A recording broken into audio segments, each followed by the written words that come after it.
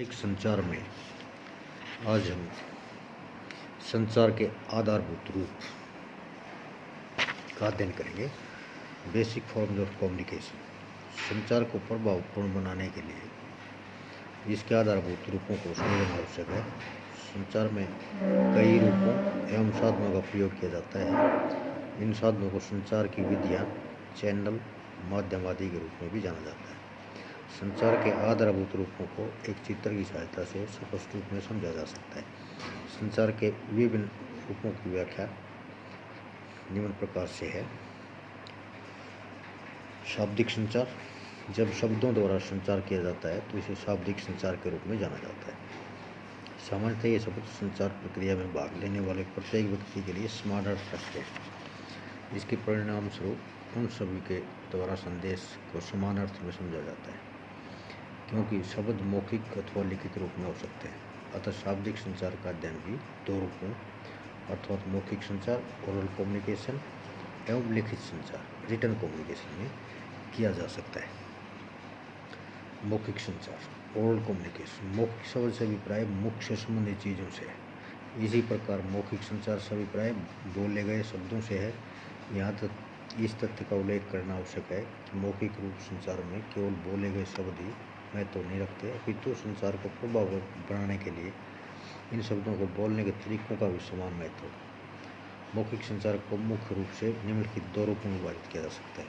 सम्मुख संचार face to face communication और यांत्रिक अथवा विद्युत संचार मैकेनिकल और इलेक्ट्रॉनिक कम्युनिकेशन। प्रमुख सम्मुख संचार फेस टू फेस कम्युनिकेशन। इस प्रकार के संचार में दो या अधिक व्यक्ति एक दूसरे के सम्मुख बातचीत करते हैं। इसके परिणाम स्वरूप श्रोता के हावभाव अथवा शारीरिक हलचल की देखकर तत्काल प्रतिपुष्टि प्राप्त होती है। यांत्रिक अथवा विद्युत संचार में संचार किसी यांत्रिक अथवा विद्युत उपकरण जैसे रेडियो, टेलीविज़न, टेलीफोन आदि के द्वारा किया जाता है। इस प्रकार का संचार सम्मुख संचार की अपेक्षा अधिक रुचिपूर्ण है, तथापि तत्काल प्रतिपुष्टि प्रदान करने में असफल रहता है, क्योंकि संदेश का प्रेषक तथा प्राप्तकर्ता एक दूसरे से काफ़ी दूर होते हैं। मौखिक संचार के लाभ। मौखिक संचार के निम्नलिखित लाभ हैं। Advantage of oral communication. ये मितव्ययी है, इकोनॉमिकल है, इसमें खर्चा कम पड़ता है। मौखिक संचार समय एवं धन दोनों दृष्टि से मितव्ययी है। मौखिक संचार के साधनों जैसे टेलीफोन, रेडियो आदि के प्रयोग द्वारा शीघ्रता से एवं कम लागत पर संचार किया जा सकता है। तत्काल प्रतिक्रिया। मौखिक संचार में श्रोता के शारीरिक हाव भाव तथा बातचीत करने के ढंग से वक्ता तत्काल प्रतिक्रिया प्राप्त कर सकता है। अधिक प्रभाव, मोर इफेक्टिव, लोचशील, फ्लेक्सिबल। मौखिक संचार में लोचशीलता का गुण भी होता है। मौखिक संचार में संदेश, विचार, बातचीत के तरीके आदि को श्रोताओं की प्रतिक्रिया के अनुसार परिवर्तित किया जा सकता है। प्रेरणा, मोटिवेशन। मौखिक संचार की संस्था कर्मचारियों को प्रेरित करने में काफ़ी सहायक सिद्ध होता है।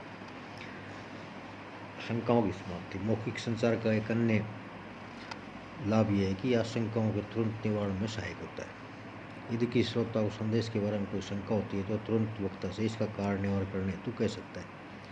उत्पादकता में वृद्धि। हम मौखिक संचार अत्यंत मितव्ययी तथा इसके परिणाम स्वरूप समय की काफ़ी बचत होती है। इस समय को अन्य उत्पादक क्रियाओं में लगाया जा सकता है। अधिक लोगों को संबोधित करने में सहायक। जब बड़ी संख्या में लोगों को संबोधित करना हो तो मौखिक संचार ह्यूमन के संचार से अधिक सहायक सिद्ध होता है। जैसे प्रधानमंत्री द्वारा देश को संबोधन करना हो तो रेडियो एक अच्छा साधन है। मौखिक संचार की हानियाँ। Disadvantages of oral communication. मौखिक संचार की मुख्य हानियाँ इस प्रकार है। लंबे संदेशों के लिए अनुपयुक्त, अनसूटेबल फॉर लेंथी मैसेजेस। वैधानिक उद्देश्यों के लिए अनुपयुक्त। मौखिक रूप से किए गए संचार में भेजे गए हुए संदेश का कोई सबूत नहीं होता। इसके लिए परिणाम स्वरूप कानूनी मामलों में मौखिक संचार को स्वीकार नहीं किया जाता। याद रखने में कठिनाई। वैज्ञानिक रूप से सिद्ध हो चुका है कि समय गुजरने के साथ साथ व्यक्ति के सुने गए शब्दों को भूल जाता है। मौखिक संवाद को सुनने के तुरंत बाद भी मनुष्य सभी तथ्यों को सामूहिक रूप से याद करने में स्वयं को असक्षम पाता है। अधिक समय। कई बार मौखिक संचार इतना लंबा हो जाता है कि उसमें काफ़ी समय लग जाता है। विशेष कौशल की आवश्यकता। मौखिक संचार एक कला है। प्रभावी मौखिक संचार के लिए विशेष कौशल एवं भाषा ज्ञान की आवश्यकता होती है। प्राप्तकर्ता एवं प्रेषक दोनों की अनिवार्य उपस्थिति। मौखिक संचार तब तक संभव नहीं है जब तक दोनों पक्ष प्राप्तकर्ता तथा प्रेषक उपस्थित न हो। सभी प्रकार के संदेशों के लिए उपयुक्त नहीं। कुछ संदेश तकनीकी एवं गणितीय प्रकृति के होते हैं। इस प्रकार के संदेश मौखिक संचार द्वारा स्पष्ट रूप से नहीं समझे जा सकते। उत्तरदायित्व में लिखित साक्ष्य का अभाव। लिखित संचार में लिखित अथवा मुद्रित शब्दों की सहायता से कोई संदेश प्रेषित किया जाता है। आधुनिक व्यवसाय जगत में अधिकतर संचार लिखित रूप में पत्रों, रिपोर्ट और समाचार पत्रों, पत्रिकाओं आदि से द्वारा किया जाता है। आजकल लिखित संचार के कुछ नए रूप जैसे टेक्स्ट, ईमेल, संक्षिप्त संदेश, SMS आदि भी विकसित किए गए।